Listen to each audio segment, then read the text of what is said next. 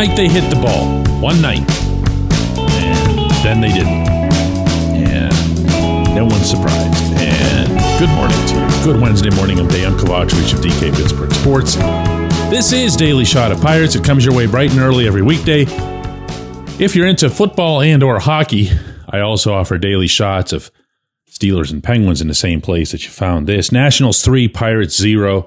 Pirates had 4 hits, did nothing other than commit more embarrassing errors, more embarrassing mistakes on the base paths. One game against an opponent with the highest ERA in all of baseball, and Andrew McCutchen passing out happy necklaces does not alter any script. Not when it's becoming this entrenched. It's bad. It's really bad. And something, even within the Pirates' lack of accountability world, has to happen. Something has to happen. And I'm going to share with you the most vague, nebulous, arguably irrelevant observation I can today, because it's impossible to quantify. It's impossible for me to lay out exactly what it is when it's just a sense. But boy, is it ever a sense, because everyone with whom I'm communicating and interacting in any form related to that franchise is wound tighter than a Neil Peart snare, as if they themselves sense that something's either coming or should be coming. Nowhere is that more visible than in one of the few places that you can see it as well, and that's on Derek Shelton's face, or what he says after a game, if you pay any attention still to his post-game news conferences. That, my friends, is no longer the Shelton that I knew for 5 years. He's behaving like dead man walking. That's not a criticism. That's human. You have your whole life built up into, a career trajectory. He's worked forever to become a manager. He finally gets to do that. And there's no way he's not showing up for work every day wondering if this is it. And it's reached the point where, not that I'd ever criticize him for the answers that he gives anyway. I'm not really into doing that too much with especially baseball managers, because they're quoted so much. 2 sessions a day at the minimum. But when he was asked about a dropped fly ball by Tommy Pham, and there was a pop-up that fell in front of Jack Sawinski that he absolutely should have been the one to move forward to get it, where Ke'Bryan Hayes was tracking back, Isaiah Kiner-Falefa was tracking back, and it just fell to the ground. This was Shelton's response. Yeah, we got to clean that up. I don't know what it is. I got to get with T-Brock and get with those guys and find out what actually happened on those balls. But yeah, we definitely have to give up. Meza gave up 5 outs in the 9th. I think Tommy lost that ball in the lights, but we've got to catch the ball when it gets hit. Systematic, similar phrasing to other occasions, sums it all up with, we got to get that fixed. Not an iota of emotion, not a trace of, I can't believe this keeps happening. And while I can appreciate any manager or coach who doesn't want to throw their players under the figurative bus, I also have enough experience in this line of work to know that I've covered a lot of them who do see a time and a place to, react appropriately. And as I've told you guys many times before, but in particular over the past couple of seasons, I don't believe now, and I have never believed, that Shelton's holding it in, that he just doesn't want to let it make it to the surface.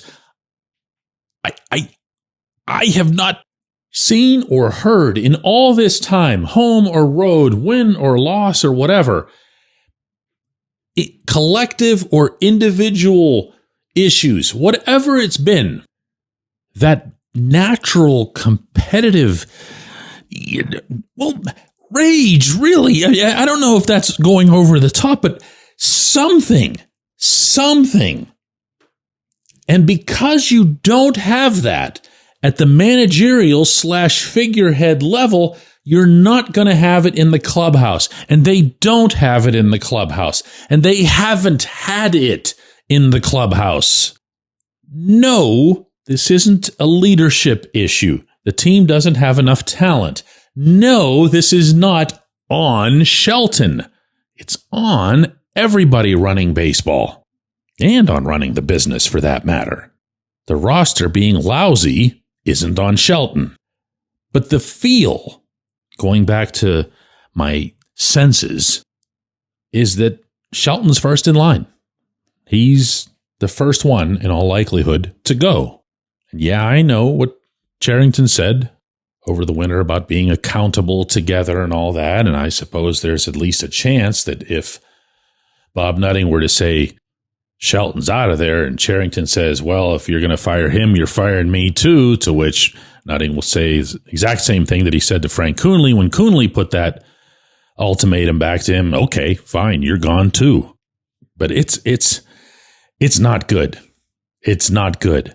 And I can't begin to conceive how the individual at the very top, the one running this company, meaning Nutting, of course, can't see the daily damage he's doing by doing nothing.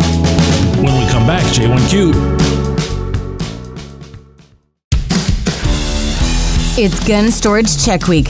Help prevent unwanted access to your firearms. No one wants their unsecured gun to be used in an accident, a suicide, or a crime. Use lockboxes, safes, and locks to secure your firearms. Learn more at gunstoragecheck.org. That's gunstoragecheck.org. Brought to you by NSSF, the Firearm Industry Trade Association.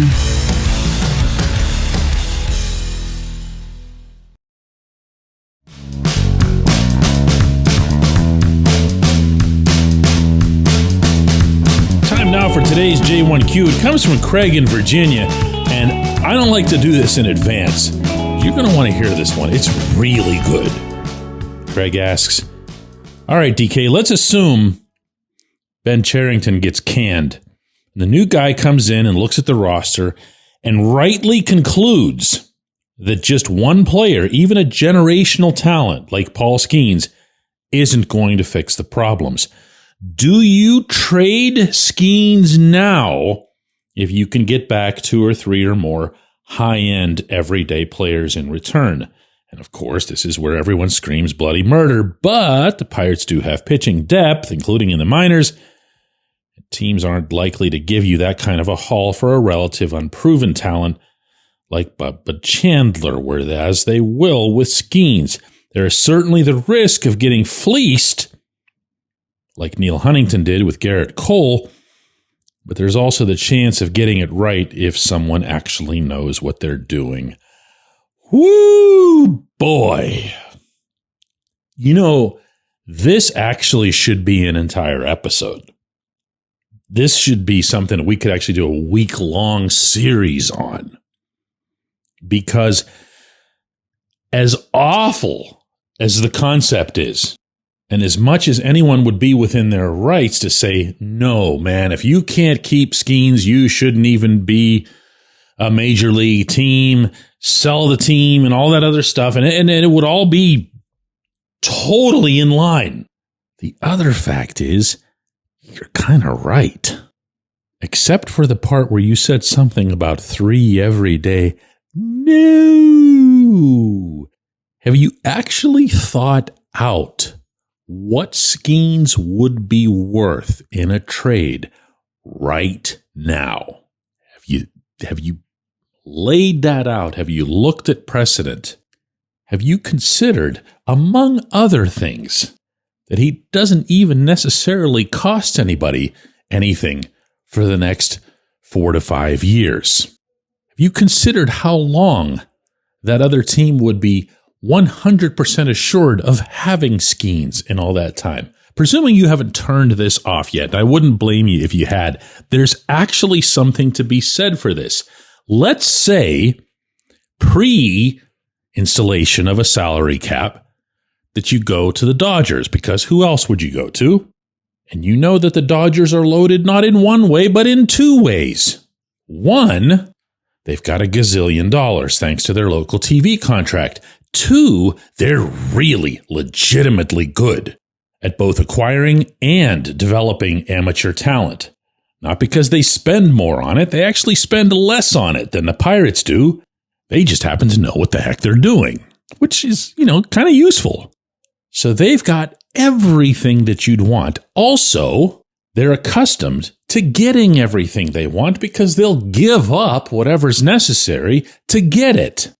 You could, I believe, with a competent GM, and as you correctly stated there, that's not one that's currently in place, you could raid their system. You could ask for a haul that's never been seen before in a prospect-based trade. And yes, of course, you'd be well within your rights to make sure that you're getting yourself a couple of established major leaguers as well. But as you also point out, you'd never in a zillion years let this guy do it. And in that event, I'll ask the same question about Cherington that I did about Shelton in the first segment, which is, what are you doing? What are you doing here? You know he's not it. You know neither of them is it. So what are you doing? Why are you wasting everybody's time and dragging the entire process down? I appreciate the question. Outstanding, Craig. I appreciate everybody who listens to Daily Shot of Pirates. We'll be back with another one of these tomorrow.